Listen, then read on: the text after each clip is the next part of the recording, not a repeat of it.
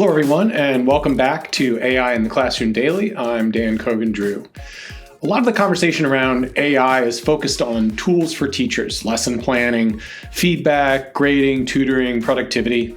But there's another AI story emerging that schools should pay attention to, and it's less about what adults do with the AI than about the kind of content children are growing up around.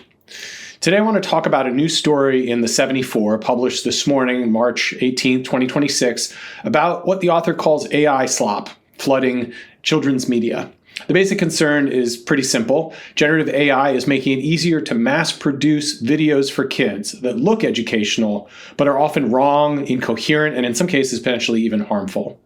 The article opens with an example that makes the issue pretty concrete. It describes a children's car safety video that says red means stop and green means right, while showing kids doing obviously unsafe things around moving cars, no seatbelts, standing in roads, even seeming to float beside the vehicles. It looks like educational content, but it's actually teaching nonsense. And I think that's the key point here. It's not just a story about bad content on the internet, which is something we've seen for years. The shift is that AI has dramatically lowered the cost of producing what we could call educational-looking content at scale. The article cites a November 2025 Capwing report estimating that about 21% of YouTube's feed is made up of low-quality AI-generated videos. And there's one account that posted more than 10,000 videos in 7 months. The scale matters for schools because children don't enter classrooms untouched by media. They come into class already shaped by what they've watched and absorbed. Some of that content is low quality, contradictory, even flat out wrong, as some of the examples we were just hearing about, and teachers are left dealing with the consequences. For young children, especially, this may matter more than we assume. The article quotes child development experts warning that inconsistent or inaccurate media can interfere with early learning because children are forming basic associations between words, images, sounds, and concepts. And if those signals don't line up, the result is just confusion, and it can slow learning altogether. So that's why this is more than just a parenting story. I think it enters into the realm of classrooms and education. What I keep coming back to as I read the article is thinking the thought that educational looking is no longer the same thing as educational. And we have now a torrent of educational looking content. For a long time, if you found this kind of content, or what it looks like this kind of content, children's videos teaching letters, numbers, geography, you might safely assume that there was some human in the loop here and that there was editorial control and oversight. But that assumption, I think, has to be questioned now. The article describes videos where vowels are labeled as consonants, letters don't match the sounds being spoken, state names are mangled, diagrams include visual gibberish. If you've seen AI slop, you know what this looks like, but now you're seeing it in the hands of children in the form of content intended for children. That's funny when we as adults look at it, but for children, it's really not trivial. The child is learning basic concepts from content that's consistently mismatching words, visuals, ideas. That's actually working against the child's learning.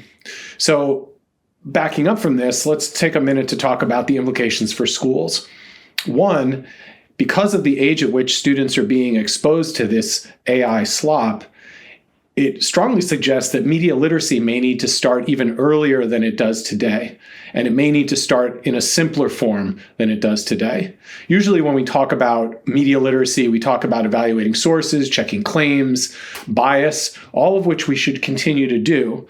But now that we're living in this AI slop-saturated world, we need to offer younger students a more basic version even before they get to those questions of whether the sources have been evaluated, whether the claims are legitimate. And those more basic set of questions might sound something like, does the content make sense? Do the words match the picture? Is the explanation consistent? Do you see the same explanation here and here? If you showed this to your teacher, what would your teacher say? We're not trying to instill an advanced sense of AI literacy. This is more like foundational, the kind of common sense lens that we need students to bring to this kind of AI-generated slop. The problem really is that now teachers need to be much more cautious about using AI-generated instructional material, not just intended for these young children, but this is the tip of the spear when it comes to how bad the AI-generated content can get. From here, it gets much more nuanced and can be much harder to spot.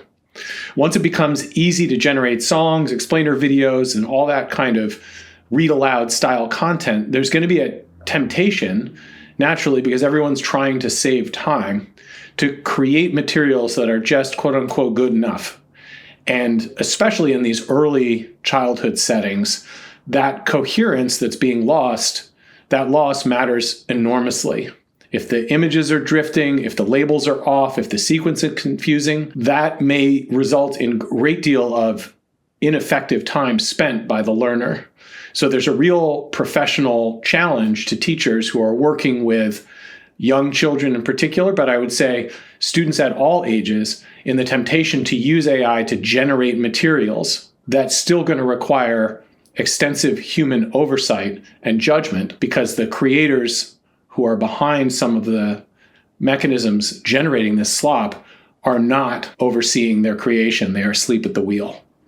From a district leadership angle, I would say the third point here is that there needs to be clearer expectations around AI-generated instructional content. Again, because of the concerns that arise when some of this slop reaches students, and the incoherence leads to misunderstanding, misapprehension, a false sense of content knowledge. Districts need to develop policies that help guide teachers in selecting and even creating instructional content using AI. It begs questions like what standards should be applied before teachers use AI-generated songs or visuals? How should teachers be evaluating and thinking about this? How should schools be communicating with families about identifying trustworthy content? What is the district's point of view on this? The point here, I think, that's driven home by the article is that these might have been theoretical questions, but now they're very present. This content is out, and as the article points out, it's being created in massive quantities. So there's a deeper tension, I think.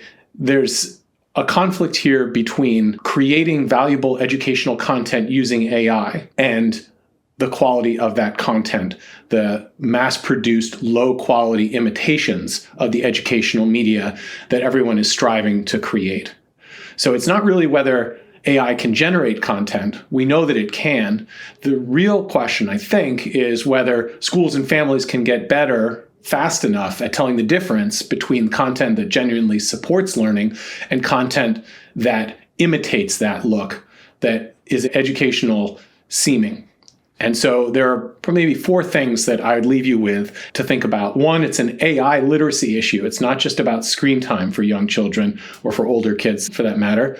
Two, teachers need to review AI-generated media for coherence and not just factual accuracy.